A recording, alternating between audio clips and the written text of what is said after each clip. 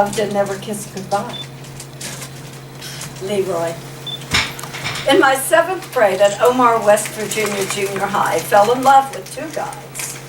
The first one, 12-year-old Leroy. Dark-eyed, swarthy little guy who scribbled love notes to me in class every day. Leroy loves Frieda Arth. Our holding sweaty hands only love affair ended at our local cinema during the screening of Bride of Frankenstein. I loved the movie way more than Leroy, but he was my first crush, and I've never forgotten it. And Mr. Salmons. Zadie Smith, Speaking in Tongues, is a favorite essay. In it she writes, "What did movie critic Pauline Kael call Cary Grant? Oh, the man from Dream City." When Archibald Leach became suave movie star Cary Grant, the transformation happened in his voice, which he subjected to a strange manipulation, resulting in that heavenly accent, neither West Country nor posh, American nor English. Came from nowhere. He came from nowhere.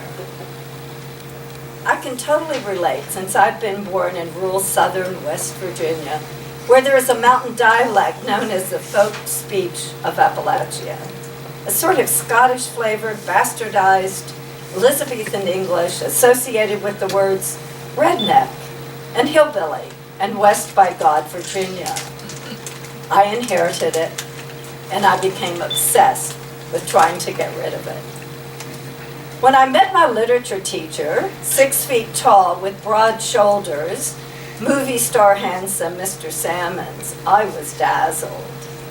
He put nothing on his desk but his feet, all settled back in his big rolling chair, wearing an impeccable suit and striped tie, thwacking the wood desk with a big long ruler that punctuated the air, causing words to escape and go skyward.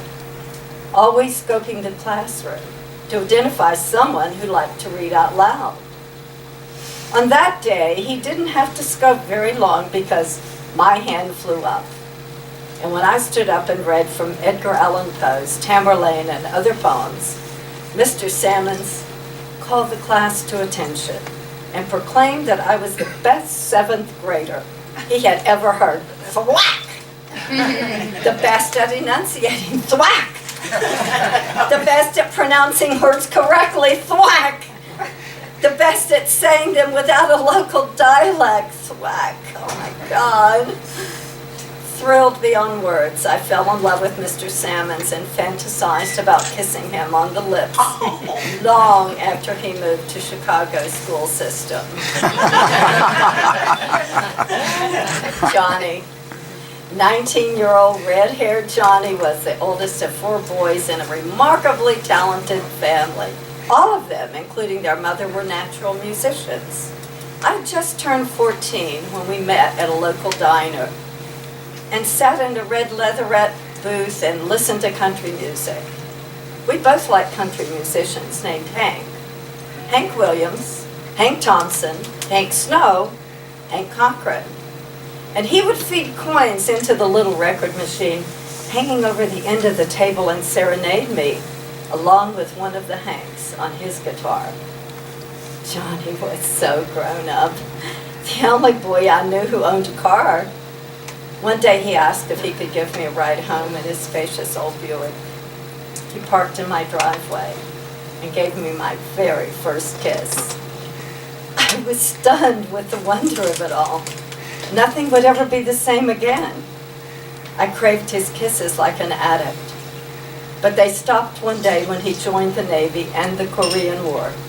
I wish I'd kissed him goodbye. Sister Preston. My Aunt Gertrude Preston was one of 2 favorite aunties. She was a preacher, hence the title Sister Preston, and an entrepreneur. She and my Uncle Oscar owned a portable tent roller skating rink, and with a small entourage, traveled to rural villages in Kentucky, West Virginia, and Ohio. Whereas Sister Preston, she also held evangelical revival meetings in local small churches. It was important that the villages have no entertainment whatsoever, especially movie theaters. To maximize their income, we looked for communities with families wanting to be church-going skaters only. Before Aunt Gertrude and Uncle Oscar bought the ring, Sister Preston had thoroughly scoured her Bible and determined that skating was not a sin. At age 15, during a summer school break, I was accepted as an intern in the small entourage. I love skating and giving skate lessons and dance skating and skating backwards and generally just showing off. I also enjoyed the title of shoe skate salesgirl. And I made a few bucks on each pair of skates I sold. High tops, of course.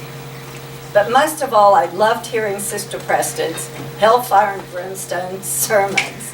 They were as satisfying to me as any concert. At the end of 2 weeks, usually the end of the revival gig, we'd roll up our big tent skating rink and hit the next little village. This went on for a couple of summers, petering out with the arrival of television. Aunt Irene.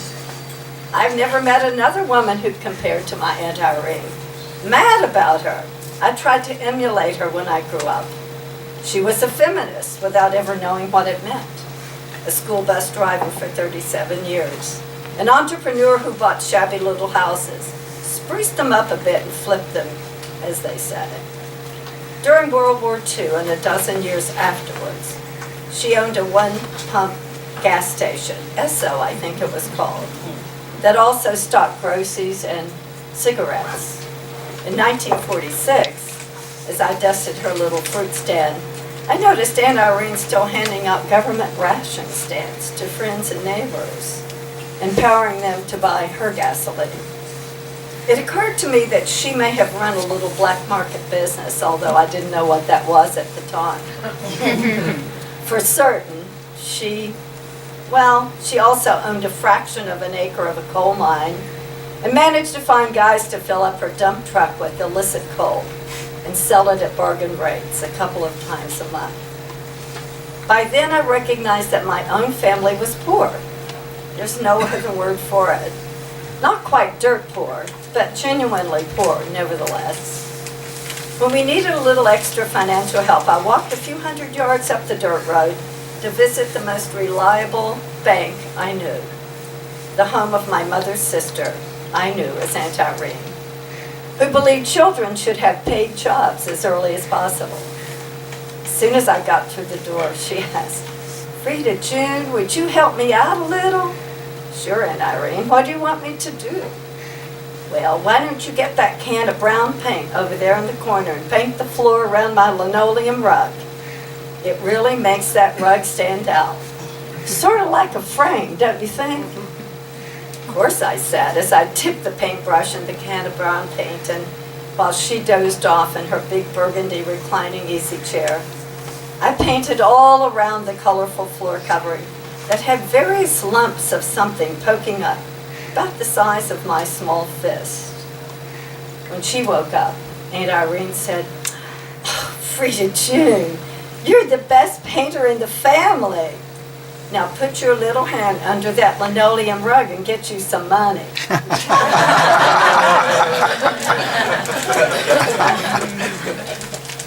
Later on, with a husband, a house full of children, and a business to run, I kept delaying a visit to my Aunt Irene until dementia defeated her before I forgot and didn't kiss her goodbye.